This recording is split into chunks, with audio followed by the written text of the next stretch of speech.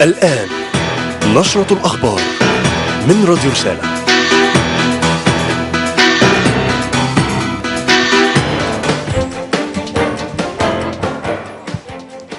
التاسعة مساء بتوقيت القاهرة، 11 بتوقيت جرينتش. أهلا بكم. توقيع 6 اتفاقيات وموقف تنسيقي بين السعودية وألمانيا. كوريا الشمالية تهدد إسرائيل بعقاب لا يرحم. إفتاء مصر ترحب بتوحد القبائل ضد داعش ومواجهته بسيناء. ومن أين جاء حمام الحرم المكي؟ كانت هذه العناوين وإليكم التفاصيل.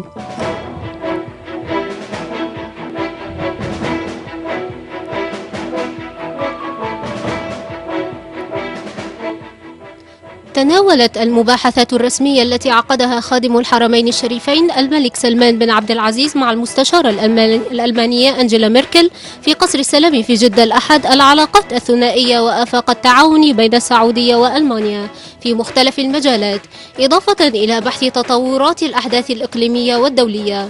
وقد توجت تلك المباحثات بتوقيع 6 اتفاقيات ومذكرات تفاهم بين الجانبين شملت المجالات الأمنية والدفاعية والسياسية والاقتصادية، إضافة إلى التنسيق الثنائي حيال قمة ال20 بعد شهرين في برلين.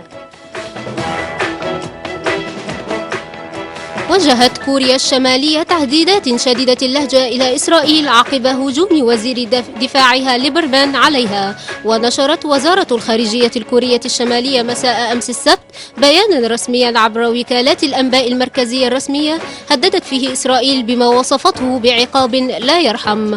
وقالت بيونغ يانغ في بيانها إن إسرائيل تشكل عائقا في منطقة الشرق الأوسط وتحتل مناطق عربية وتنفذ جرائم ضد الإنسانية.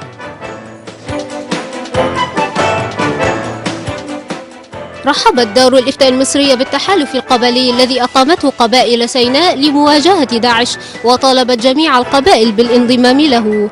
وقال مرصد الفتاوى التابع للدار أن تحالف قبائل سيناء ضد التكفيريين والدواعش والتعاون فيما بينهم وبين رجال القوات المسلحة من أجل مساندة قوات إنقاذ القانون في مواجهة الإرهاب في سيناء هو خطوة على طريق القضاء على الحلم الداعشي بإقامة ولاية سيناء، واصفا هذه الخطوة بالوطنية.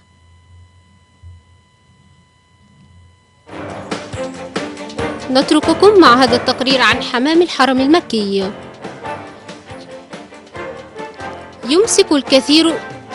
يمسك الكثير من المعتمرين حفنة من حبوب القمح بأيديهم وينثرونها لأسراب الحمام الساكن على أحد الأرصفة في محيط الحرم المكي، أملا في الحصول على أجر واستجابة لدعاء تضرعوا فيه إلى الله تعالى في المنطقة الأكثر قدسية في العالم. فما إن تضع قدمك في أرض المدينة المقدسة حتى تستقبلك أسراب الحمام عن يمينك وشمالك دون خوف أو وجل مهما سار الناس وتقدموا بينها. وبريشه الرمادي المائل للزرقة أو الخضرة عند عنقه يحظى الحمام المكي بمعاملة خاصة، إذ لا يجوز للمحرم أو غير المحرم قتله، كما أنه لا يجوز تنفيره أو تكسير بيضه بغرض طرده من المكان الذي يحط فيه.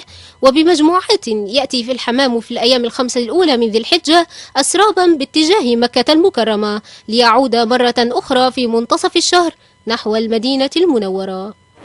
نشكر لكم حسن المتابعة. دمتم في رعاية الله.